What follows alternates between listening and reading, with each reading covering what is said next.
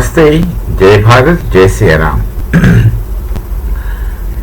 There are some groups, some agencies or some people who spend their time, energy and even life in trying to create instabilities or chaos in other places. Look at Bangladesh. How much of effort one must have put in behind the destruction of Bangladesh society. Someone must have put that much of effort. And look at the West Bengal Mamata regime, which has now lost elections.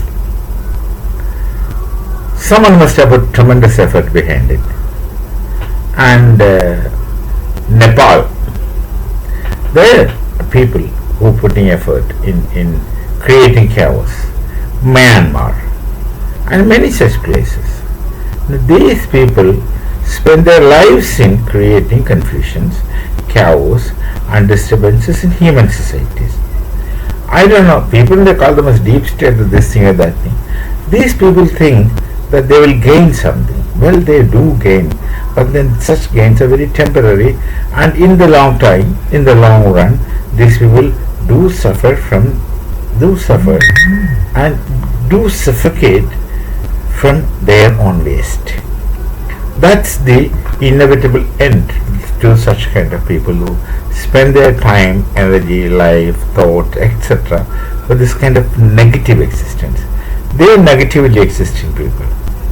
We have some classifications of such people in our society.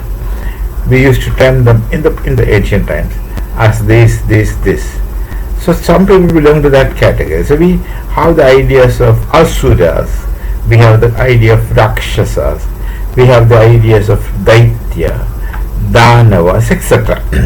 These are the negative characters. They might have other qualities, but then ultimately the whole thing boils down to negativity. So such peoples now are gathered together under multiple kinds of organizations. From there they will try and they keep trying to destroy societies, destroy civilizations, destroy human existence, destroy peace. But then these people are undercover. Nobody knows about them personally, but then we know who are the people behind it. And actually the real culprits are the people behind it who fund and facilitate this kind of things. And the people, those who are involved in it, in action, may have some genetical problems. They are born with this negative attitude towards life. But then the others funding them may not be always so, but then they do it for some kind of nefarious pleasure, happiness or things like that. You may call them as deep state, and I don't know what does it really should mean, and they call it an Indian name, but these characters are there all around us. And some examples I gave is this: initially Bangladesh, and then Sri Lanka some time back, Maldives some other time back, and then within our nation, northeastern part, then of course Myanmar, then of course our state of Bengal. All these things go on. Not a good thing for people to do. You are born as a human and you are not going to live here for all time. You are going to live here for a very short time, and the human life is not that long, it's very short.